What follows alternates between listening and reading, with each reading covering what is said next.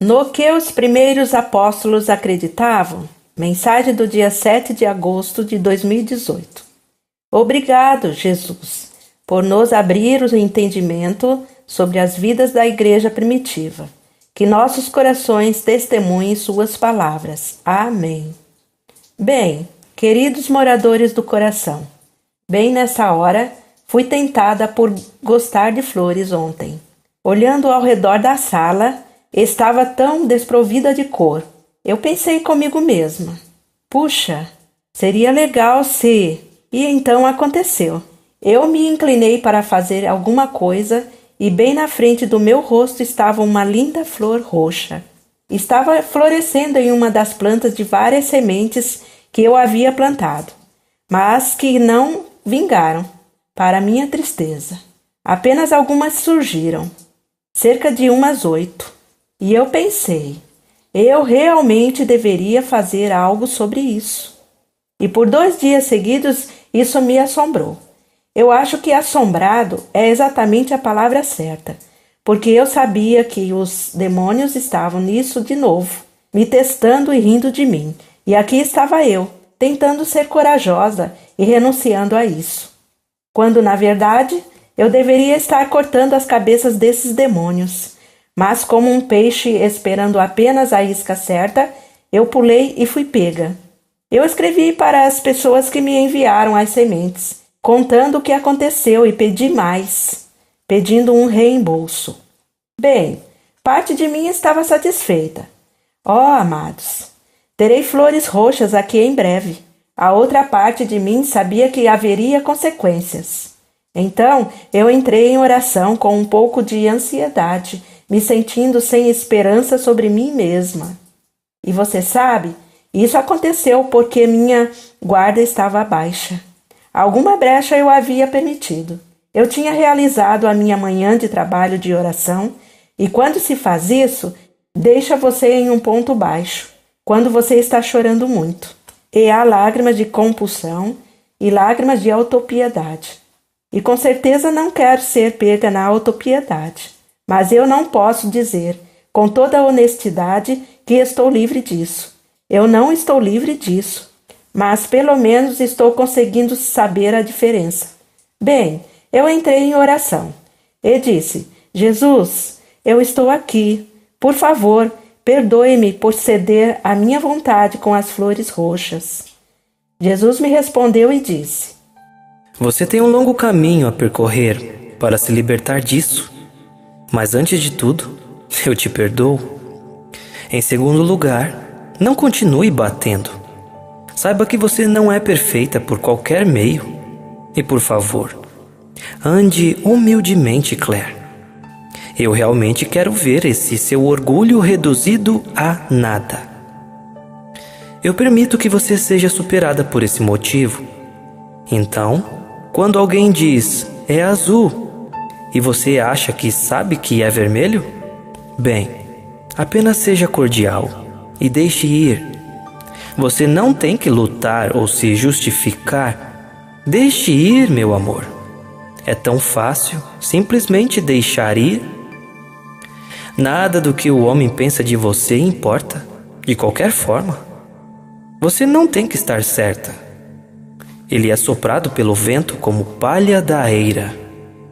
Mas se você der uma exceção e quiser corrigir os outros, bem, então você se torna enredada em justiça própria, que é um odor nocivo para os anjos e os santos.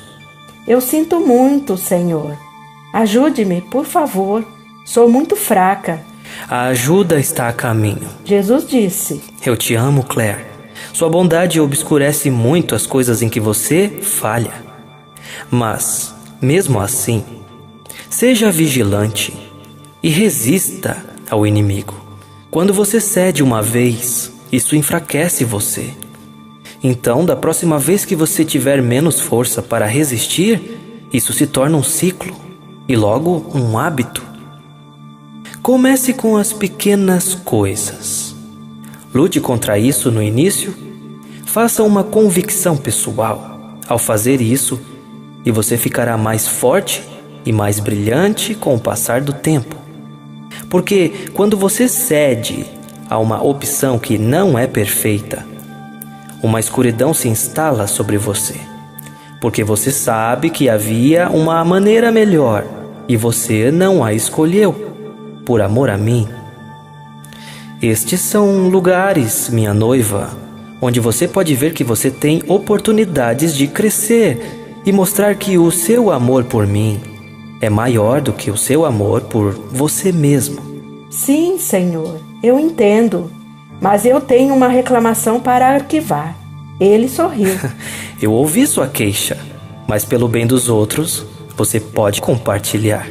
Senhor, por que você fez aquela flor tão delicada, tão tenra, um tom tão perfeito de lavanda, tão irresistível? Surgiu bem na frente do meu nariz. Então eu não sentiria a falta dela? Jesus respondeu.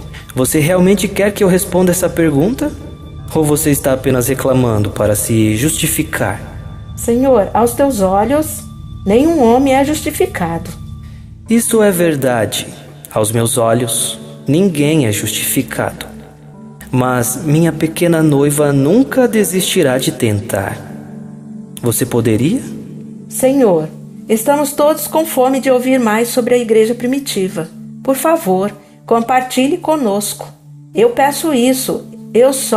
Naquele momento eu tive que dizer, nós temos que mudar de assunto. Jesus continuou. Há muito a compartilhar. E tudo isso está nas Escrituras, se você ler com muito cuidado. Por exemplo, a menção que fiz ontem sobre como minha mãe foi concebida. Quando lhe contei sobre sua dispensação da mancha do pecado de Adão e da natureza pecaminosa. E então ele citou a Escritura. Para a mulher, ele disse, farei com que suas dores de parto sejam muito severas. Com trabalho de parto doloroso, você dará à luz filhos. Gênesis, capítulo 3, versículo 16. Jesus continuou. Então você vê? Ela estava isenta da maldição da dor do parto grave. E novamente em Isaías. Você já ouviu falar de uma mulher que deu à luz a uma criança antes de ter dores de parto? Isaías, capítulo 66, versículo 7. E outra versão diz, antes que ela trabalhasse, ela deu à luz, antes que sua dor chegasse, ela foi libertada de um filho varão. Tradução da Bíblia de Darby. Antes de estar em trabalho de parto, ela deu à luz. Antes que ela estivesse com dor, ela entregou um menino. Quem já ouviu falar sobre isso? Quem viu essas coisas? Pode um país nascer em um dia ou uma nação ser entregue em um instante? No entanto, tão logo Sião estava em trabalho de parto, ela deu à luz a seus filhos. Isso é da Bíblia de Estudo Bereana, Isaías, capítulo 66, versículos 7 e 8. Jesus continuou. Você entende? A nação cristã nasceu de seu ventre. Sim, existem outras interpretações acadêmicas, assim como em outras facetas das Escrituras, há mais de um significado de uma passagem.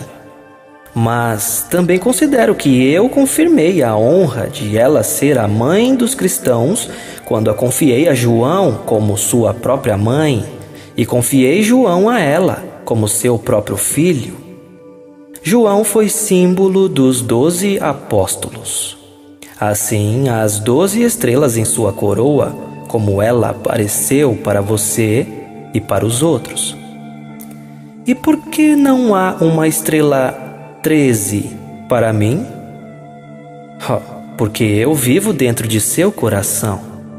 Eu aprecio muito a tradição ortodoxa dela, Theotokos, God Better, e o fato de que eles nunca a descreveram sem mim em seus braços ou ventre. Esta é uma tradição antiga, muito antes de Roma. Os apóstolos tinham um relacionamento muito familiar com ela e frequentavam a sua morada para a instrução e os detalhes da minha encarnação. Para eles, ela certamente era a mãe deles. Eu mesmo disse, aqui estão minha mãe e meus irmãos, porque quem faz a vontade de meu Pai Celestial é meu irmão, minha irmã e minha mãe. Mateus capítulo 12, do 49 ao 50. Alguns tomam essa afirmação como significando que minha mãe estava em carne e osso, pedindo para me ver, mas as outras mulheres presentes estavam em espírito. Isso é uma calúnia contra sua pureza de coração. Ela foi acompanhada por aqueles que precisavam de um ajuste de atitude, porque eles estavam em carne e osso. Mas ela nunca duvidou da minha missão. Pelo contrário, ela confirmou isso, oferecendo a coisa mais querida em sua vida a meu Pai, quando fui crucificado. E seu coração foi perfurado por uma espada, como profecias de Simeão, quando meu corpo foi perfurado por uma lança. Isso une, meu povo, que nossos corações foram um na missão, para a qual fui enviado para a terra. Sim, de fato, seu coração foi perfurado por uma espada. E daquele dia em diante, ela teve problemas no coração. Foi a marca da angústia que ela sofreu ao ver seu Messias rejeitado, não apenas seu filho. Jesus continuou: E novamente eu confirmei isto ao pé da cruz, quando eu disse a João: eis sua mãe. Se os outros apóstolos estivessem lá, eu os teria incluído também. Mas foi o suficiente que eu confirmasse através de João, quando ele os representou por sua presença. E só para deixar claro, sim, João e minha mãe tiveram um relacionamento especial, mas isso nunca negou seu relacionamento maternal com o resto dos meus apóstolos. É por isso que digo que, a menos que você leia com muito cuidado, não verá as sutilezas que descrevem e confirmam seu papel na igreja. Você não a reconhecerá em outras passagens, como Apocalipse e Isaías, a menos que sua mente esteja aberta à influência do meu Espírito Santo, que o guia para toda a verdade.